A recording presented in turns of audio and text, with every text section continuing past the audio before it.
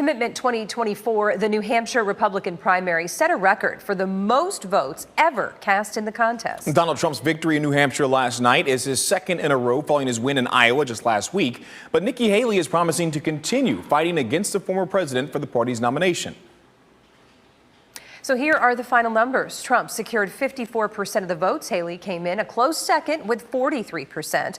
WESH 2 News political reporter Greg Fox is in New Hampshire and explains how it happened and the challenge ahead for Haley. Good to see you. New Hampshire is a state where conservative voters lean moderate and was perhaps the best opportunity for an upset in the Republican race for president. But exit polling conducted by Edison Research concluded Granite State voters were predominantly split between Republican and undeclared voters, those seeking to have their voices heard.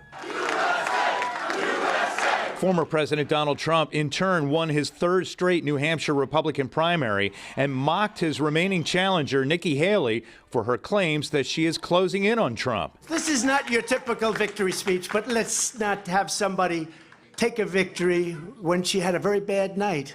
Who the hell was the imposter that went up on the stage before and claimed a victory? She did very poorly, actually. But the former South Carolina governor and former UN ambassador insisted the race is not over. New Hampshire is first in the nation. It is not the last in the nation.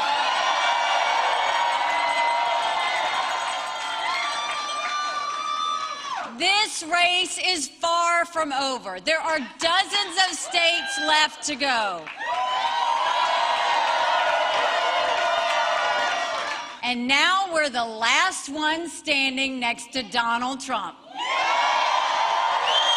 While she pushes that narrative, Trump appears to be narrowing his focus on a rematch with President Joe Biden, who, despite keeping his name off the New Hampshire ballot, scored a victory thanks to a write-in campaign by Democrats. Congratulations to President Biden. It came at the expense of Minnesota Congressman Dean Phillips, who vowed to continue his challenge for the Democratic nomination.